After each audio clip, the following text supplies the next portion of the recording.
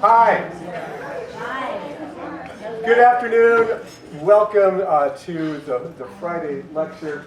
This is a wonderful opportunity. I'm going to be rather brief in this introduction because I am just assuming that you all will be at the opening of Everything Everywhere All at Once tonight, 5:30 to 8. I will actually introduce the artist at 6:30 at that juncture.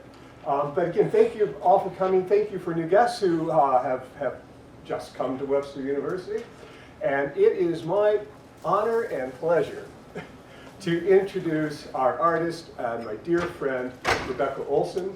Rebecca has degrees from University of Texas, San Antonio. She has gallery representation in Germany, Italy, has exhibited in many parts of the world, and she is also co-founder, CEO, and president of the Santa Reparata International School of Art in Florence, Italy. It is a super place, and we'll hear about that too eventually. Shall do that. At any rate, welcome, Rebecca Olsen.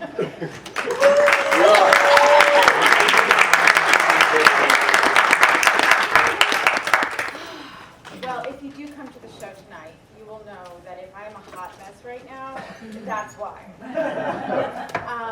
So, yeah, I put this together a few minutes ago. Right?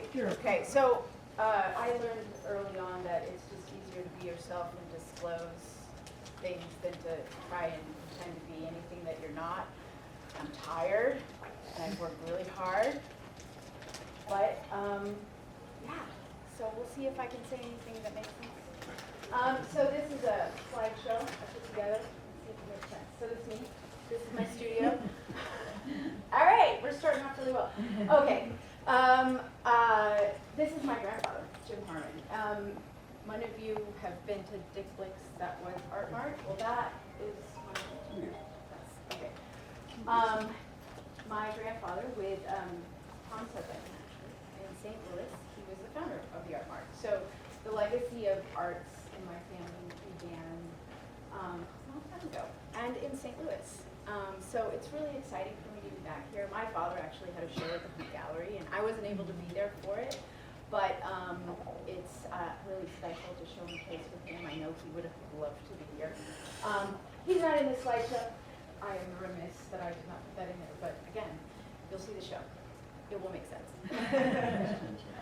That's my mom. She is in here. She's the only one who made it in. And she's coming tonight, so you'll get to meet her. My mom grew up in St. Louis. She is fully deaf, and she went to CID.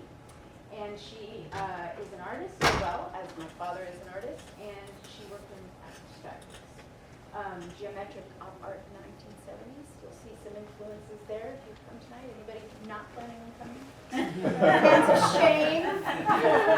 You'll regret it deeply. That's me, doing what I love to do, and you'll see. I got started early.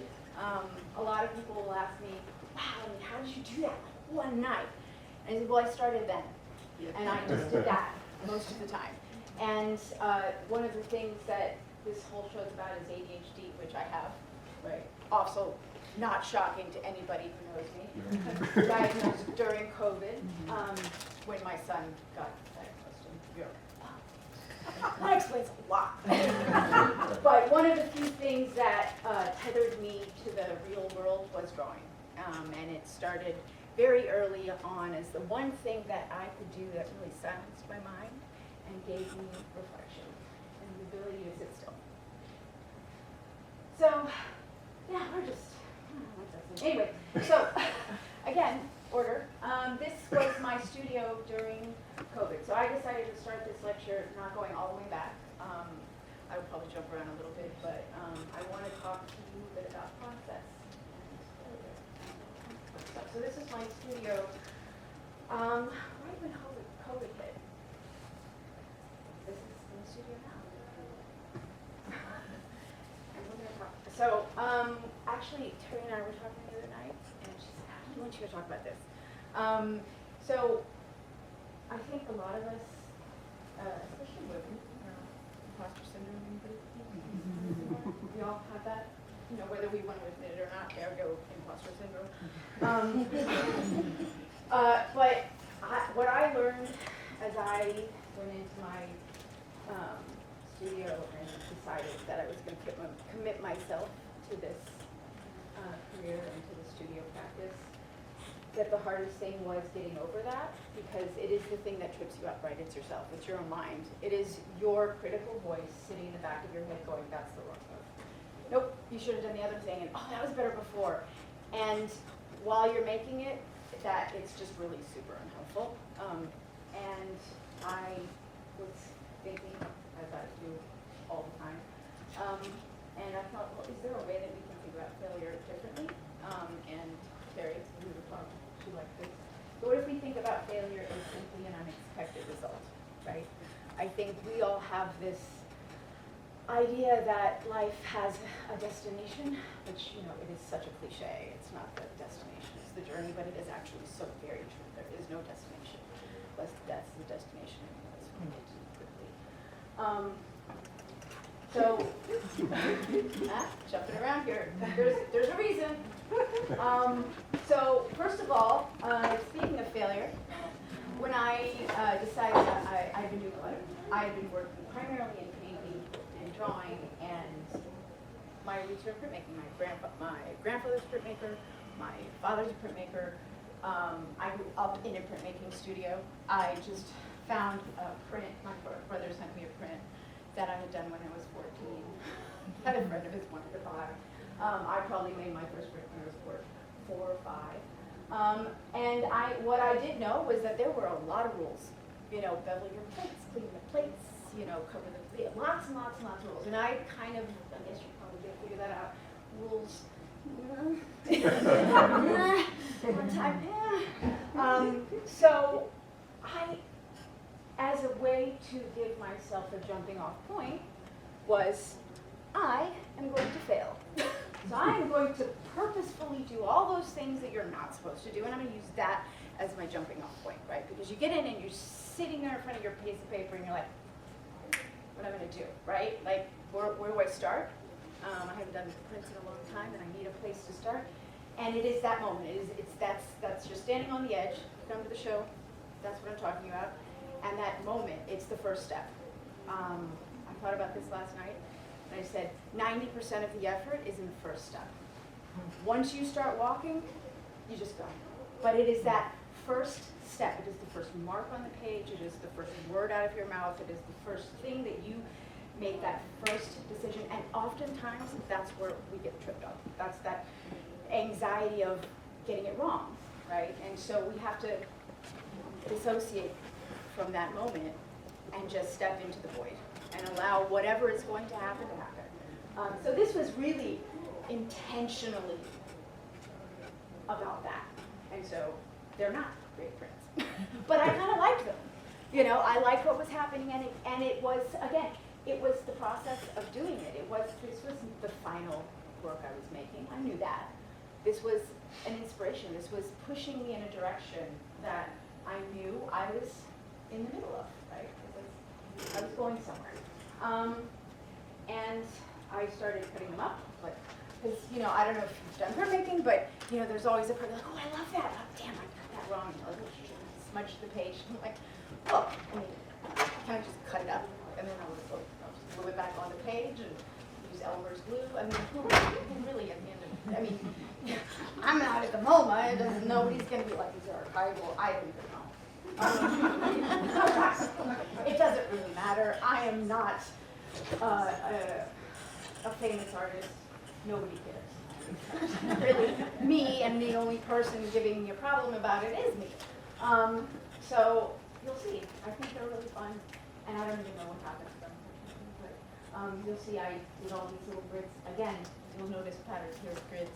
I love geometry. Maybe that has something to do with it. So this series, again, it moved along, and I started discovering things within my own process, which is, I love the line. That's the ghost. If you've ever done printmaking, the ghost. I just love the word too, and just the idea that there's the history behind it. You can kind of see how you got there, but you're not quite sure. And so I started playing with that, and this series became a show called Spin.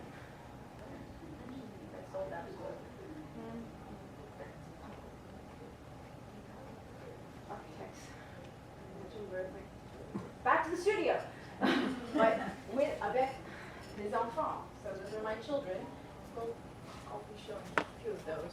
So, you know, when you have a school and children and a job, managing those things isn't easy. So a lot of late nights, a lot of mess, and a lot of tolerance of them in your mess, making noise and distracting you and all of that fun stuff. But it becomes generative too, because you'll see this little series here, you know, remind us of something from children's books. This is my old studio post 2019. And so one of the other things I do a lot of is I photograph everything, everywhere, all the time. And I have 4,000 million images of everything, and it makes sense to me. And I always say, if there's one thing, one piece of advice, document, document, document, document more, take more pictures. You want to take a picture, take 5, take 10. You can. It's not old school cameras where you really have to be careful. And take random stuff. It will make sense later on, but you'll see. You can see how I was making this painting. The colors that I was using, I love the details. And you'll see the wall of inspiration. As we pull things out, we don't know yet. We're just attracted to it. We're like, ooh, I like that. I don't know why. I'm gonna pull it in. So do that. And I have wonderful little art critics in my studio who give really good and quite unfiltered opinions about what they think you should be doing. And it's very cool because I have to say, Jeff, when she came in, you met her, she had a lot to say about how we should do the show. And it was actually quite good, too. So, right. Anyway, I had, inspired by those paintings, I wanted to start working on, I wanted to start doing encaustic. And then I thought, how am I doing on wood? And I hadn't done sculpture before. So this is my first, these are my very first attempts. And they're all with encaustic, which I quickly abandoned on sculpture. Because it was quite complicated, and wax is messy and delicate. Not something you want on a movable object that's going to slosh around. So this idea of mutability to the things that are constantly changing then will kind of influence your painting. So these were actually all designed to kind of like move them around. So I love this idea that kind of like resembling life, that things are just constantly changing. You know, you go into the studio and you know, it's ever momentum forward, right? You know, I left the studio, I would say leaving, not arriving, and as I walked off, I thought, never step in the same river twice. And man, that's so true, and it really feels like that. It's never tomorrow, it's never yesterday, it's always now. And it's that movement forward, and I like to be able to reflect that. And this work, I really wanted to do something that reflected that movement forward. That's the only painting I did like that. Never did another one. Kind of reminds me of metro stations. I did that during COVID. I think it was needed that restriction. But also, I think just a lot of experimentation. So when one door closes, another opens. It's a low-key cliche, but it is very true. One of the things I think that we oftentimes forget is how important it is to realize that, well, that, again, not the destination.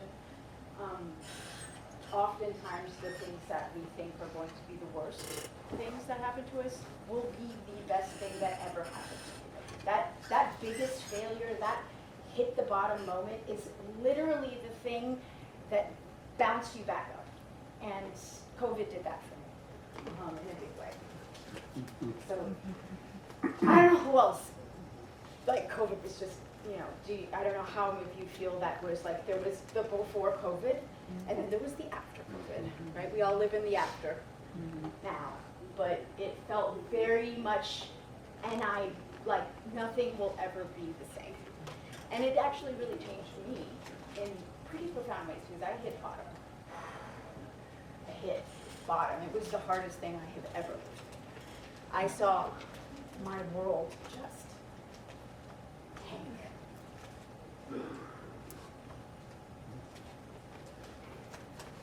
Wow. I'm tired. But it just it was the existential crisis after my father's death.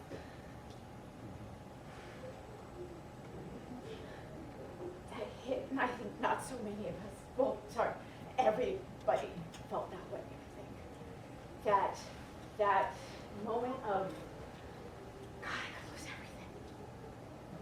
I have no idea. But it was a door. And at the moment, it was hard to see it, but it's kind of like, oh, fuck it. If everything's going to hell, I'm going to live today. And then tomorrow I'll live today again. And part of that was moving out of my house in Florence, closing our school down for God knows forever, for months, for 6 months, for 15, I don't know. And we moved out, and I am very lucky because that's where I spent COVID. After a 30-day never leave the doorstep moment of, and with like a card, I mean, Italy was on lockdown. Y'all were like, oh, is it good? That's what we go. I was like, oh, boo-hoo. I'm a mask coming into the world. I was like, oh, you could leave the house without a document that you had to print every single day off the ministry where it indicated exactly where you were going and how you were going to get there and the route you were going to take, and if you went off that route, they stopped you and gave you a ticket. That was lockdown. Everybody else, not so much. But guess what? It was awesome. Because me, homebody. It was like, I'm going to spend my time in my studio? Oh. So, existential crisis, but like, well, I don't know, end of the world isn't right now, so I'm going to do the best of it. But then I went here and, you know, nobody is crying for me anymore. It was like, you know, so I did a lot of documentation during this time, and it was a very different kind of work that I was doing. It was mostly the photography, because I wasn't actually making that much work in the studio at the time. It was really just being present with my family, with my children, and in the moment of that, living that. But my kids are a big part of what I do. This is a series, but it's just for me. And not for you. These are the angels, I call them the angels. And I think, I was in an article during COVID, and she really loves these. And I had to take the one off. I was like, I don't know about my daughter in underwear on the magazine cover. But there's something really, I mean, anybody who has children, like, you love them most when they're asleep. And then you're like, and then you wake up, no! To wake up. So there was a quietness about COVID, right? Things quieted down. It quieted the noise, and a reflection that was different, I think, than the very loud, noisy, busy, gotta be there, gotta be there. And when that clock stopped, it was kind of like, we all had a chance, except like, I don't know, hospital workers, not living the same experience. But for some of us, the fortunate ones, we had a chance. And I documented it because my memory sucks. And it's extremely fallible. But capturing these moments. And personally, I don't know, national holiday in my house, Halloween. So any opportunity to do anything and make joy out of those moments. We're not going trick-or-treating, who cares? Mind you, if you can guess which one of these children and human beings was my partner in crime in this, it's the one at the top. Because everybody else I had to drag to the table, I'll be honest. But, you know, every opportunity to be creative, you know, and make that magic happen. Whatever you're doing, I draw the plane. I will sit in a corner and scribble. And And then I pulled this in about the personal reflection. So I said earlier, like, hit bottom. We saw the floor of our school. Like, we were, closed forever. Everybody I love loses their job. I'm in charge of the whole thing, so everyone's like, so what are we gonna do? And I was like, well, the last time I was in an epidemic, let me see. I have no idea. You have to have all the answers, and you have none. You have no experience with this. It is absolutely terrifying, and I learned so much about myself, about the fact that I needed to change something about myself. I think we all maybe did a little bit of that. I used to drink a lot, and I stopped. That the day I hit, and I had my existential, hit the shan, like it, all night long on the phone with parents and children and students having to get them all home in the middle of absolute madness. I will danger myself into an early grave if I do this. And I saw that. And I realized that, there's a lot of strength in being who you are and recognizing those things, so you don't move forward when you have a veneer, right? And so that was a big part of it, saying that. And also because I think that when you are honest about who you are, the people that are in front of you, you also show people that it is okay to not be perfect. We are not perfect. Nobody is. Not one living person on this planet is perfect, and we all struggle, and we all have something that we have to get through. And that's why I put this shitty picture of myself here, right? Because I can show up and I can do it, but I don't do it all the time. You saw me wandering out of the studio last night at 4 o'clock in the morning. You would wonder if I was living in the dumpster. That would have been a very legitimate question: is what is that crazy lady doing in our building?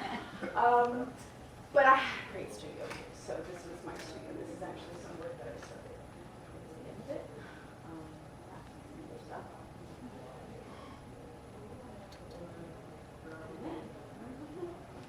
So, I had been on a visit in 2019, and I had been showing Jeff some work, this one, right? And you were like, oh, we need to do that on the wall, this would be so exciting. Great. So we've got this planned, and then, hold my beer, says the universe. We are 2 point. So he said, well, we can do it virtually. And I thought, well, I don't know, I have a website. We've got Instagram. That's all we got right now. So what would be the difference between just sending a bunch of pictures? So I created a slideshow. Here it is. I'm not going to show it to you. It's distracting. But you can go find it and watch it. And again, the door opening, I was really bummed. I really wanted to do this. It was like so excited to be there to do this. And just yet another door that felt closed. But I thought, if it's going to be a virtual show, what else do I have to do? This could be the best damn virtual show on the planet. It was. And it was, I will say, I rocked it. And I took what was a shitty situation and I learned from it, right? That's the best we can do, is take something and make some, some lemonade, right? So you'll watch that if you want, and it's a story, and it goes into everything, and I think it was really fun to learn. I had never done video before. I quickly learned stop motion because one thing I definitely like to do is find the easiest, fastest possible way to do something, and find that one. Mind you, it doesn't mean I work any less. There's a little app on my phone, stop motion, made things a lot easier. This is me. I was like, all right, well, I'm going to make a whole body of work, and I did. So I'd taken those two stuff and realized quickly not any hostage, and I started working. And this became a stop motion. And I learned what this meant. I love the one with the light coming in. Again, couldn't control that narrative of the sun coming up and down, but I kind of loved it. It's not the one I used ultimately. But we did a lot of these different ones to see, because really there's 1,000 different ways you can do this. I kind of loved the idea that there was absolutely no way I could ever repeat any of these. You could do this to infinity. And then it was like, oh, I love that thought, infinity, right? We're finite, infinite. What the hell is that even mean? For something to always have been and always be. Because we understand that things end. This goes on infinitely, I'll stop. And so once I got in, I found this, I was, again, very privileged that I had a space. I had a friend of mine, and he had a friend nearby, and he had a big giant studio, and he let me use it to install, and that took it to another level, which was, it started really playing, and I had a whole plan about how I was going to do it. Once I got into the space, oh yeah, this happened, and then it started playing, and then I projected. I thought I was just going to project it on the wall, but then once I started moving it around, it really, the space itself was just so sexy. It was, I had a blast. And it was just for me, because nobody could come and see it. And we're all on lockdown, and really, plus there was, I was out in the middle of the countryside, not a huge artistic hub. But it really allowed me to experiment with installation, which I'd never done before. All of my work had been two-dimensional, with the exception of the sculptures, but I think those definitely beg to be installed. Let's see, I kind of imagined that like the game was like coming out. I also loved the idea, like, my mom's deaf, and I imagine like for a blind person, this would be like, you could feel the city, like you would be able to kind of have an experience of that game. So it gave me all these jumping off points about what to think about. That's Mark. He has recently lost a finger. Oh my goodness. I know. So yeah, he's responsible for cutting all of that. So I am not. But we would go, and he just thought he had a huge kick out of it.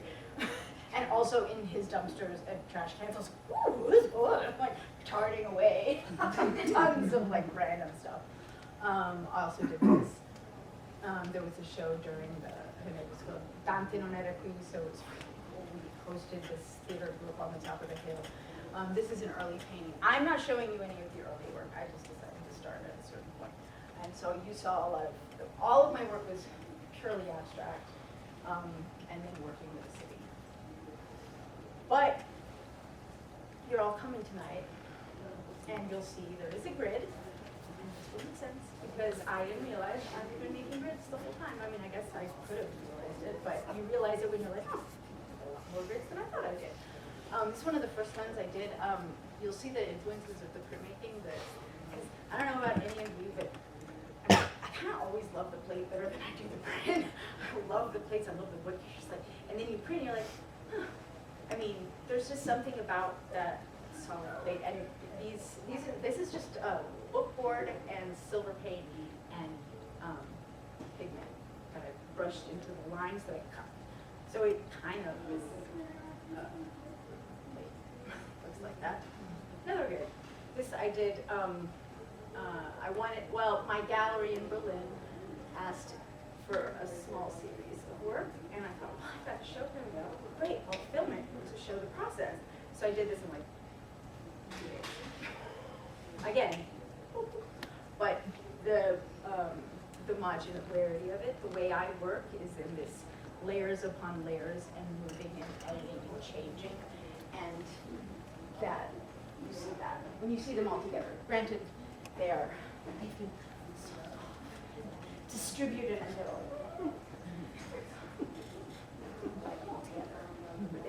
galleries don't do that.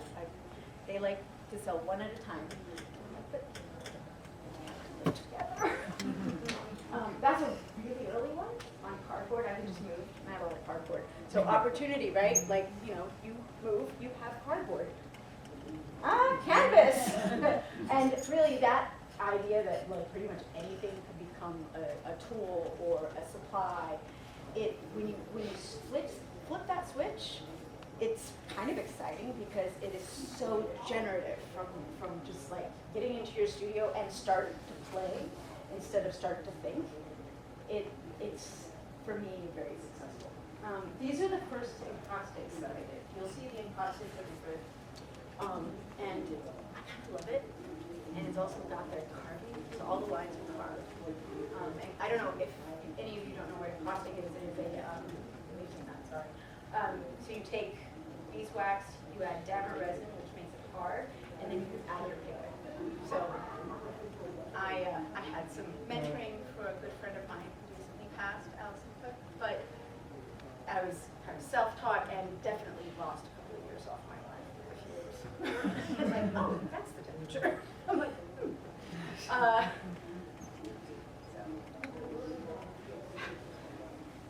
Couldn't help myself. Once you start, you can't stop. So this is on day I come in, and this is my school, and it had closed. And this was again the documenting, right? Those moments where at the time don't feel relevant when I look back, because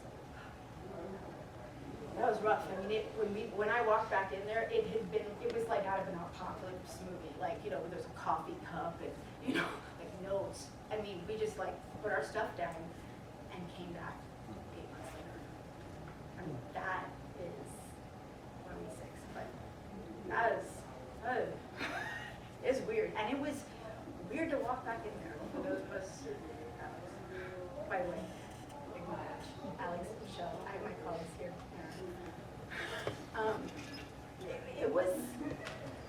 There's a lot, that heavy feeling of walking back in there and not knowing if it was going to, but we managed to. I mean, scrappy as a book, I'll tell you that. But this is my family. The people.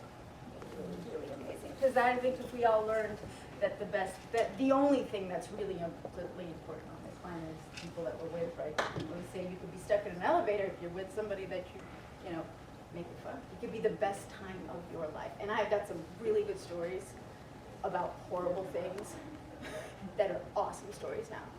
And if you come tonight, maybe I'll tell one of them. I have a choking the chicken, and it is not sexual, so don't go there. Shame on you. And the other one, I think I've decided to call it vitamin D.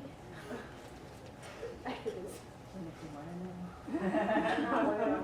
But let's just say it's really funny, but at the time it really was not. And these are our wonderful students. And this young lady is still there, and I don't think is ever going to leave. Sophie has been there. These first 20 students who came back after COVID have had reunions and all became the closest knit group of people. Mind you, what's the probability of 20 people randomly coming from all over the place becoming the best friends? Is it they were just lucky to find great people, or was it a willingness to be friends with the person that you're with rather than trying to select out the perfect person for yourself? And I think it really was about a shared experience and the importance of that shared experience, because they were the first group. I mean, they were like, COVID schmovid, let's go. I've been inside, I want to go. And it really defined that group. They were going to enjoy this and make it the best study abroad experience. It was the last thing they did, and they went. Now, one of them got COVID when we were there. But they were really good. We were really like our rules, and nobody got it that semester. Next semester, not the case. All I did was COVID. This was, Meredith, this is the only one for here. But she came over and helped us set up, because we consolidated the whole school into one smaller campus. Because with 20 students, we were more staff and faculty than the students. I can tell you that if you have a calculator, it doesn't add up to making it. But we were like, some gonna bring here, some gonna bring here. And we did it. And I think half those students ended up staying in the spring. And this was, so, I need water. So, second body of work that came out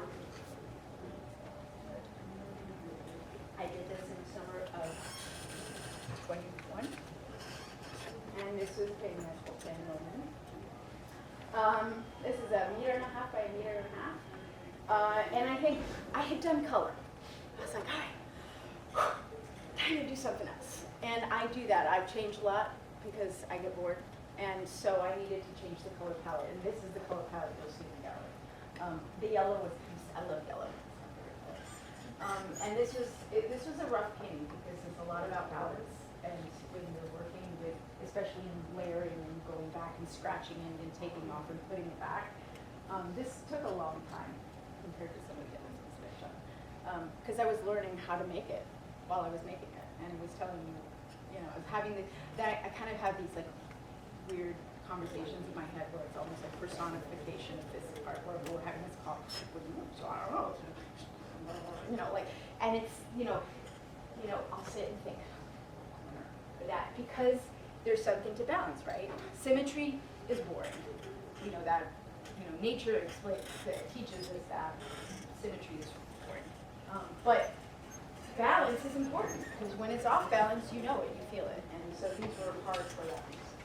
See, I'm gonna do that. The other thing I do is I work on a lot of different things all at once. And for me, that allows me A, to stop and not overwork it, and B, to get less precious, because I can step away and start doing something else. And if I have enough arts, my other really good piece of advice, don't have one piece of paper. Have lots of, if you can, invest in never running out, because when you get to that last piece, you're gonna be like, oh, I gotta make sure I don't screw this one up. And so that, so this show was at our gallery, actually, and this was right after. And I had been working on a new set, because of course I really like making the sculptures. I made one, this is the show, and I finally got to have actual humans interact with work, which was like, ooh. And when these, I always like interacting with them, and not surprising, the ones that immediately knew what to do with all of this were the children, because of course that is when we are most unfettered with our ability to play, right? We will naturally, like, oh, I'm doing this all wrong, right? There is no rules to how you play with blocks. It is literally, you do whatever blocks do, one to the other and move it. Kids just, they win, and the adults win. People, not the adults do this, but even still, I think there's always this kind of like, I'm doing it wrong. And so, nice one, not mine. On to that, yes, I had started that conversation. But I actually, one of the reasons I talk about it is that I think a lot of the stigma with mental health is that people don't tell you, or my generation, for sure. It is something that you keep and you hide. And when you do that, you imply that there's something wrong with that, about being that way, and you never allow people to see that you can also be you're not a monster, you are a normal human being, but you're like, oh, well, I can relate to that, and maybe I've been drinking too much. Maybe it allows somebody to learn. And also, it's hard to move forward when you're trying to hide things into the world and to yourself. And I actually found honesty, brutal honesty, radical acceptance to be inspiring and motivational. I actually felt like proud of myself. Like, yeah, I was like, actually, I'm proud of that. I really am. Because a lot of people, they don't say it, they don't admit it, but they definitely have less control over alcohol than that alcohol has over them, right? We know those people. We all have them. We're related to them. And I think that it's going to ring true to whom it does need to, and whoever wants to judge me, be my guest. You're self-editing yourself out of my life. Save me the trouble. And I really feel like people are actually, I really firmly believe in in my heart of hearts that people are good. I don't believe that evil exists. I don't believe that good exists. I think that we are, first of all, I'm going to show you free will, but you'll see that. But I think that we could all do a little to try and understand each other. And I always say that if you really want to understand empathy, don't say, oh, they're dying. No, it is when that person is being an asshole. That's when it's hard. Because if you can give empathy to somebody who's not being very nice to you because they're having a really bad day, that's empathy, right? Empathy is, I've been there. Or maybe I don't know what the hell is going on, right? Maybe something else is going on that's causing this, and it's not me. And so it's not easy. Also, it's easy to say this and be like, huh, I said that. No, just as bad as everybody else. On a good day, I can do things. On a bad day, I don't. You'll see in the back, there's a huge, giant, crazy-ass drawing. And they wanted me to do it, and I said, no, I'm not going to do a drawing on the wall. It's just, I'm focused on the front of the gallery. And then they knew what they were doing because they painted the walls black, and I did tell them to do it. But then I was like, sorry. Shit. Well, we set it I was up, like, you know. Oh, and they knew exactly what they were doing. Because they were like, Because I was like, I'm not doing it on the wall. It's not going to happen. We're just going to do the front, and I'll do something else. I'm not going to do it. I'm not showing any of you that. We're not even talking about the show tonight. You'll see. That's not in it. There's a, I like this series a lot, actually. This series is something I'm working on called The Sound of Silence. Something that nobody has ever experienced when they've been around me.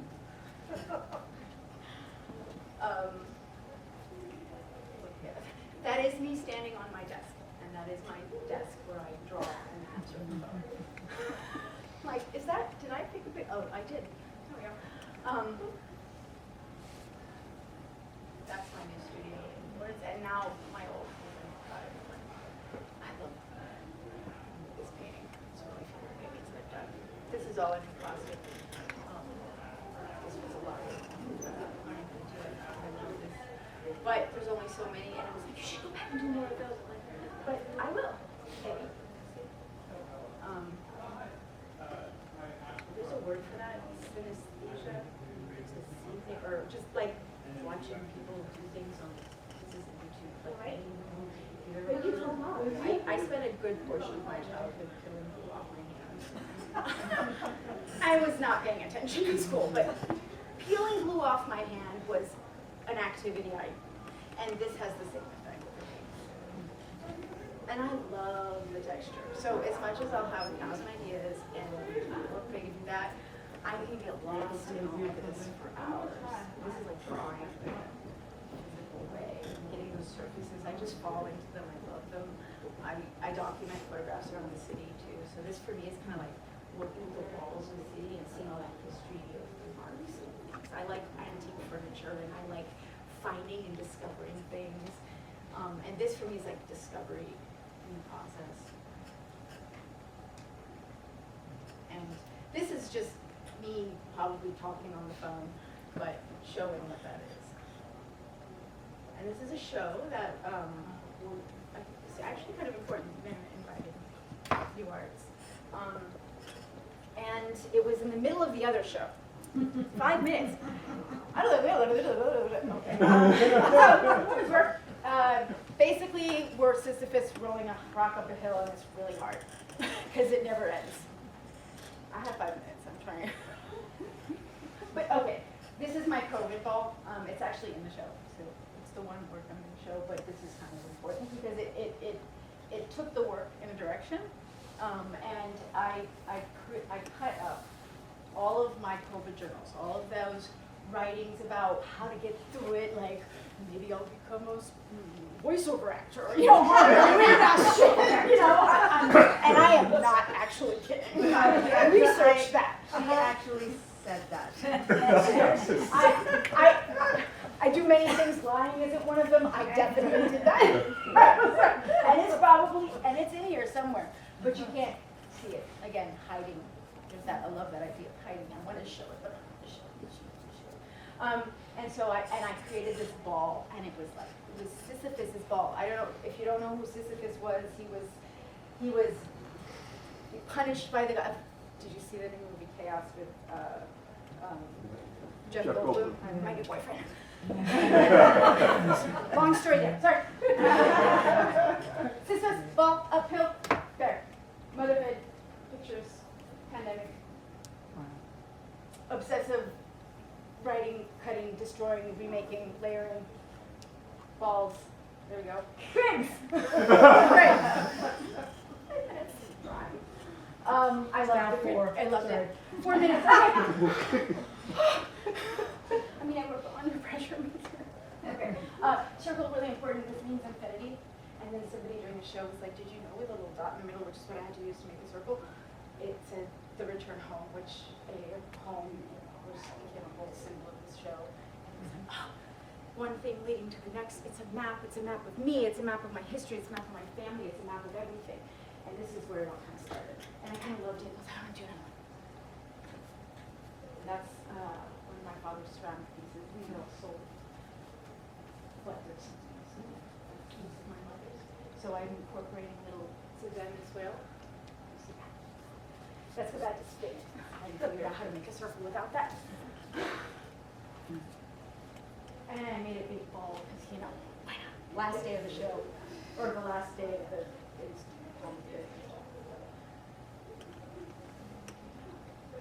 I like cities. I'm photographing them. I'm keeping it short. I've got about 400 million of these. And I fair in Harvard, really fun. My gallery in Berlin. Oh my, big ghosting, which is why I'm taking it anymore. We're too busy doing this. This was another large painting. There we go. Pandemonium. Red. Sun. Stop motion. Sound of silence. Back to what people never did for me. I love the idea that, well, first of all, the walls of Florence, they think they're very clever, that they're going to cover up all of the graffiti in the city, which is kind of like the noise, the chatter, the dialogue, and I've been documenting these walls in the city for years, and then they do it, but they never quite get the color right, and I feel like they're like little mini Rothkos, and they're really beautiful, and I was like, I've been photographing them, I'm going to start painting them, and then I put them in the grid, and I really love, this is in my grid, I don't like it, right? So I don't know. But I really enjoy doing those textures.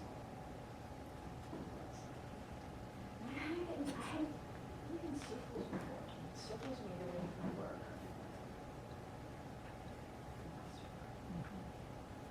And then I just make things, lots of little things, and I collect things. Now, photographs from the show Skin, so by the walls. So these were printed on plexi, which is really fun. All of a sudden, it felt like I was in screen. I actually found a photograph, or I took a photograph of a wall. Somebody put a piece of gold leaf up on the wall. I love that kind of just like you can find these little morsels for yourself. And that, Abigail, you were saying that. Like, sometimes it's just you know, like I saw that. So, and sometimes I do something completely different, and I love those. They were very different from everything else. And am I allowed to do that? Ooh, I don't know. You have to use geometry because that's what you do. I have to do that. So I do that. And they relate to photography. They're all photographs. Shadow, right? I can like more than one thing, right? I feel like we're new cut series. And these are all cut by hand. Just like randomly at night while I'm like working the story during the day, go through it, print it, glue it on there, move it around, and I make 30 all at once at the same time. I'm working on these in layers.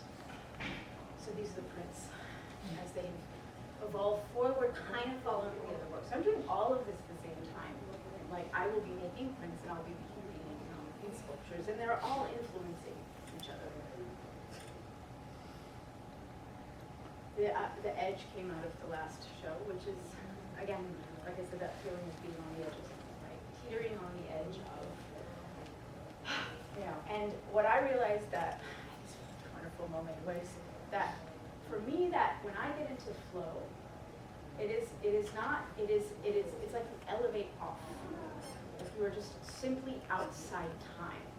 And part of that anxiety that we feel is time itself, which is why COVID felt so special, because time's slow. We live in this constant world of time that is like measured like 3 minutes. And that is, it feels anxious. And for me, when I get into flow and I have time, I cease to live in a constant state of awareness of time, and it's fabulous. That is really when I feel like I'm most alive, because I am no longer tracking my life by the minute. That's our beautiful. Are you saying that because I'm going to tell you to stop?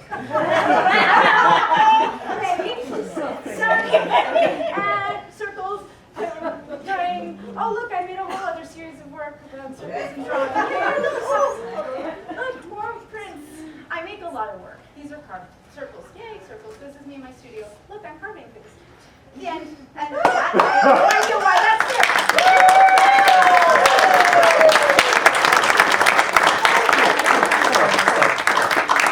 Thank you. By the way, I want to thank all of the interns and my friends and Terri and Jeff who have made this happen. This was so much fun. You have an amazing institution here. This art studios, I would like to live there. I have been. You have been. But I couldn't have done this without all this help. And you guys have been amazing. Being able to feed off your energy. Abigail, you said something last night that made it in. All of you have contributed. So we don't get anywhere in life alone. And acknowledging that and knowing that is a big part of I think, being grateful for what we have. And I'm very privileged. And I'm privileged to be here. So thank you, Jeff. Thank you, Terri, for inviting me. And thank you, everybody who helped. You better be coming tonight. Yeah.